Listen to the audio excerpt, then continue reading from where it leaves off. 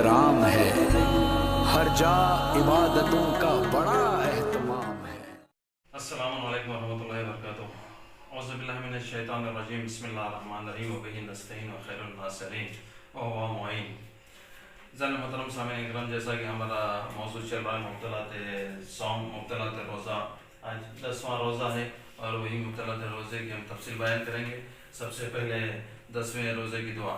بسم اللہ الرحمن الرحیم، اللہم اجعلنی فیہ من المتوکلین علیک واجعلنی فیہ من الفائزین لدیک واجعلنی فیہ من المقربین الیک باحسانک یا غایت الطالبین۔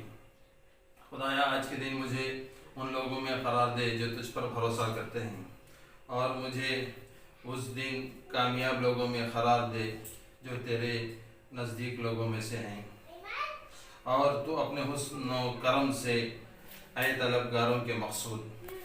اس دعا میں 3 مطلب بیان کیے گئے ہیں۔ پہلا مطلب یہ ہے کہ اللہ پر بھروسہ کرنا، انسان خود کو شمار کر رہا ہے کہ اللہ مجھے ان لوگوں میں سے قرار دے جو تجھ پر بھروسہ کرتے ہیں۔ دوسرا مطلب یہ ہے کہ اللہ مجھے کامیاب بندوں میں شمار کر، جب تیرے نزدیک جو لوگ کامیاب ہیں مجھے بھی ان میں داخل کر لے۔ اور تیسرا، اے اللہ مجھے ان لوگوں میں قرار دے جو تیرے نزدیک سب سے زیادہ قریب ہیں۔ اب یہ رہی دعا، اور اب ہم چلیں گے مبتلات صوم کی طرف۔ مبتلات صوم میں ہم نے کل بیان کیا تھا جماع اور استمناء کے سلسلے میں، اور جیسے انسان غسل جنابت واجب ہو جاتا ہے، اسے اذان صبح سے پہلے غسل جنابت لے لینا چاہیے۔ اگر غسل جنابت کیے بغیر ویسے رہ جاتا تو اس کا روزہ باطل ہو جائے گا طلوع فجر سے پہلے۔ اگر اسے سحری سے پہلے مجنب ہو گیا تو اسے سحری کرنے سے پہلے بھی اسے غسل کرنا چاہیے۔ غسل کر کے سحری کرنا صحیح نہیں ہے۔ اور اگر وہ جنابت کی حالت میں سو جاتا ہے کہ صبح اٹھ کے میں غسل کر لوں گا، تب بھی اس کا روزہ باطل ہے۔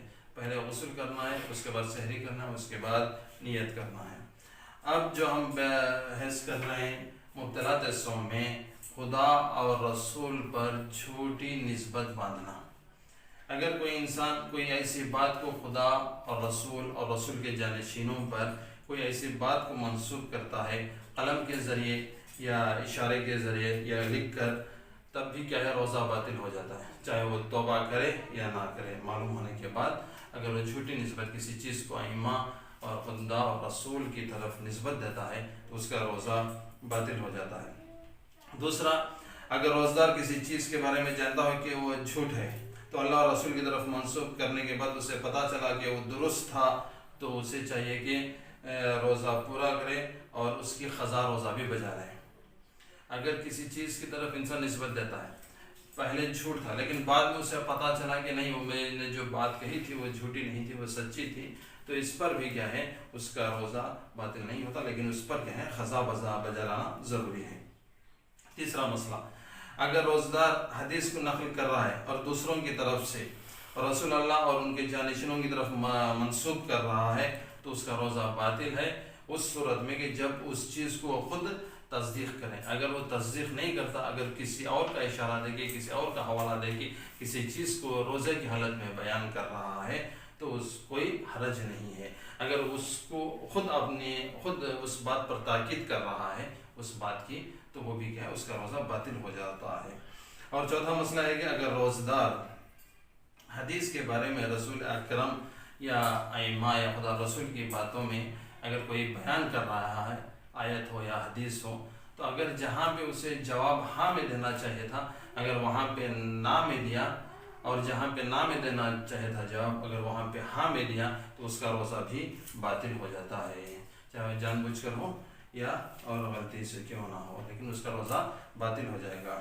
اب ہے 5واں مسئلہ جو مبتلات صوم میں، غبار کو حلق تک پہنچانا، دھول جسے غبار کہتے ہیں ہم لوگ۔ اگر یہ غبار حلق تک پہنچ جاتی ہے تو روزہ باطل ہو جاتا ہے۔ اور یہاں پہ اقویٰ قول یہ ہے کہ غیر کثیر غبار حلق تک پہنچ جائے تو روزہ باطل نہیں ہوتا۔ اگر کوئی گندی غذا غبار نہیں ہے، اگر وہ حلق تک پہنچ گئی تو اس کا روزہ باطل نہیں ہوتا جناب سیستانی صاحب کے نزدیک، لیکن اگر غبار کوئی پہنچتی ہے تو اس سے روزہ اس کا باطل ہو جاتا ہے، لیکن غیر کثیف سے روزہ باطل نہیں ہوتا۔ کثیف کہتے ہیں گندے کو۔ اور دوسرا مسئلہ اس میں غبار کے سلسلے میں، روزدار سگریٹ اور تمباکو وغیرہ کا دھواں حلق تک نہ پہنچائے۔ اگر کوئی دوست ہے یا کہیں جا رہا ہے، کہیں پہ کھڑا ہوا ہے، کہیں پہ بیٹھا ہوا ہے، اگر کوئی سگریٹ پی رہا ہے، کوئی بیڑی پی رہا ہے، اسی طریقے سے اگر اس کا دھواں حلق تک پہنچ جائے تو اس کا بھی روزہ باطل ہو جائے گا، لیکن کوشش یہ کریں کہ وہ حلق تک نہ پہنچے۔ اب آج کی جو تاریخ ہے جناب خدیجہ الکبریٰ سلام اللہ علیہا کے سلسلے میں، اور جناب خدیجہ الکبریٰ کی وفات 10 رمضان المبارک کو ہے۔ یہ وہ عظیم خاتون ہیں جنہوں نے رسول اسلام کا ساتھ دیا، دین اسلام کے بانی بھی ہیں اور دین اسلام کے یہ مؤسس بھی ہیں۔ جس وقت رسول اسلام کو ساری دنیا ٹھکرا رہی تھی، جو رسول اسلام جو کلمہ لا الہ الا اللہ کا نعرہ لے کے نکلے تھے، جو مکہ رسول اللہ کا دشمن ہو چکا تھا، اس وقت صرف 2 ہستیاں جو رسول کی مدد کی، جو محسن اسلام کہلاتی ہیں، ایک جناب خدیجہ الکبریٰ اور دوسرے جناب حضرت ابو طالب۔ اور جناب خدیجہ الکبریٰ عرب کی بہت بڑی مالدار عورت تھی۔ جیسے آج دنیا کے بڑے بڑے جتنے بھی بزنس مین ہیں، اگر ان کا بزنس کو اگر ہم اندازہ لگائیں تو جناب خدیجہ الکبریٰ کے بزنس میں یا ان کی دولت میں ان کا 1% بھی شمار نہیں ہوتا۔ عرب میں اتنی بڑی مالدار عورت تھیں، لیکن خدیجہ الکبریٰ کے پاس جب جناب رسول خدا سے شادی ہوئی تو عرب کے لوگوں نے آ کے کہا کہ تیرے باپ کی دولت عرش تک پہنچتی ہے، عرش کو چھو سکتی ہے تیرے باپ کی دولت، مگر تو نے اس یتیم سے شادی کیوں کر لی؟ تو خدیجہ الکبریٰ نے ایک بہترین جواب دیا، بہتر ہے، میں جانتی ہوں کہ میرے باپ کی دولت عرش تک پہنچ سکتی ہے، لیکن جس سے میں شادی کی ہوں، لیکن اس کی جوتیاں بھی تو کم نہیں، وہ بھی تو عرش تک پہنچتی ہیں۔ تو یہ خدیجہ الکبریٰ کا جملہ تھا۔ خدیجہ الکبریٰ سب سے پہلے کلمہ پڑھنے والے میں ہیں، اور جب رسول اسلام نے اعلان نبوت کیا تھا، اور خدیجہ الکبریٰ، حضرت ابو طالب، حضرت امیر المومنین جو مومن اسلام، جو اسلام کے رسول اسلام نے جب اسلام کا اعلان کیا، جب دین کا اعلان کیا، تو سب سے پہلے ایمان لانے والے ہیں۔